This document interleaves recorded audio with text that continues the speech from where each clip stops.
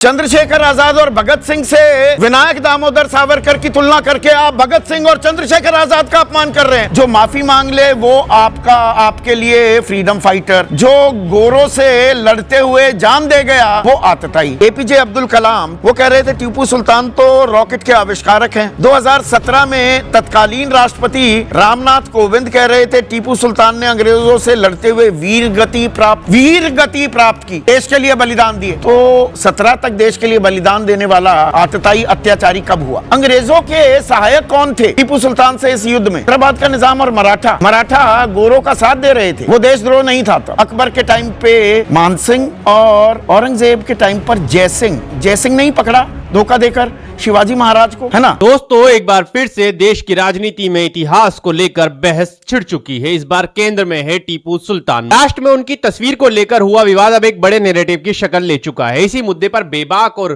कड़े सवाल पूछने वाले पत्रकार संदीप चौधरी ने लाइव डिबेट में ऐसा सवाल खड़ा कर दिया जिसने पूरी बहस की दिशा ही बदल दी। सवाल सीधा था लेकिन असर बहुत गहरा। जो अंग्रेजों से माफी मांगता था वो वीर कैसे, और जो अंग्रेजों से लड़ता था वो अत्याचारी कैसे? किन की बात हो रही है ये नाम बताने की जरूरत नहीं है। इसी मुद्दे पर संदीप चौधरी ने बीजेपी प्रवक्ता को लाइव डिबेट में धोया है, वो भी मैं आपको दिखाऊंगा। उससे पहले रिक्वेस्ट है, अगर आप चैनल पर नए हैं तो प्लीज उसे सब्सक्राइब जरूर करें।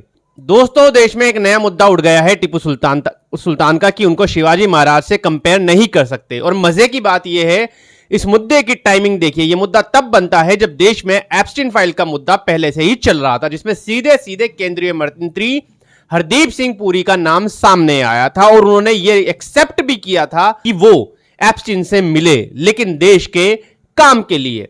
ऐसे समय में हिंदू मुस्लिम का मुद्दा उठा दिया जाता है और यह बराबरी करने को किसने कहा, यह गौर करने वाली है। कांग्रेस के महाराष्ट्र के नेता हैं हर्षवर्धन सपकाल, उन्होंने कहा कि शिवाजी महाराज और टीपू सुल्तान की बराबरी होनी चाहिए, दोनों को बराबर यानी कि आंकना चाहिए। अब सवाल यह है कि उनको क्या जरूरत पड़ी थी यह मुद्दा उठाने की?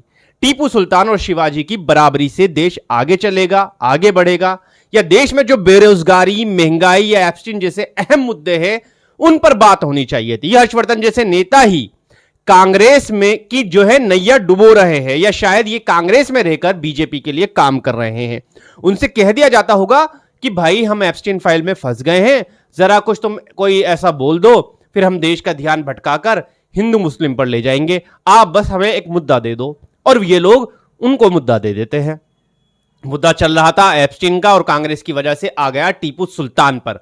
अब यह मुद्दा बन गया है हिंदू मुस्लिम का, सिर्फ और सिर्फ कांग्रेस के एक नेता की वजह से। लेकिन आज मैं बात कर रहा हूं और करने वाला हूं देश में जो हिंदू मुसलमान हो रहा कर रहा था। नहीं संदीप जी, नहीं। टीपू सुल्तान को लेकर विवाद नया नहीं है, लेकिन हर कुछ समय बाद इसे दोबारा गरमाया जाता है और हर बार वही ध्रुवीकरण हिंदू बनाम मुस्लिम नायक बनाम खलनायक का जो है इतिहास बनाम राजनीति ये कर दिया जाता है। दोस्तों, एक लोकतंत्र में इतिहास पर बहस होना गलत नहीं है, लेकिन जब इतिहास को चुनावी हथियार बना दिया जाए तो सवाल पूछना जरूरी हो जाता है, क्या हम इतिहास को समझ रहे हैं या इतिहास हमें समझाने के लिए इस्तेमाल किया जा रहा है? क्योंकि इतिहास जटिल होता है, कोई भी शासक पूरी तरह देवता या राक्षस नहीं होता। हर किरदार अपने समय की परिस्थितियों और राजनीति का परिणाम होता है। लेकिन टीवी डिबेट्स और सोशल मीडिया की दुनिया में इतिहास अक्सर ब्लैक एंड व्हाइट जो है बना दिया जाता है। दोस्तों, यही वो जगह है जहां मीडिया, राजनीति और जनता तीनों की जिम्मेदारी शुरू होती है। भावनाएं जरूरी हैं लेकिन तथ्य उससे भी ज्यादा जरूरी हैं। नैरेटिव शक्तिशाली होते हैं लेकिन इतिहास उनसे भी अधिक शक्तिशाली होता है। और अंत में सबसे बड़ा सवाल, क्या हम इतिहास से सीख रहे हैं या इतिहास के नाम पर सिर्फ लड़ रहे हैं? खैर, आप इस मुद्दे पर क्या सोचते हैं हमें कमेंट करके जरूर बताएं। वीडियो को लाइक करें, शेयर करें और चैनल को सब्सक्राइब करना बिल्कुल ना भूलें।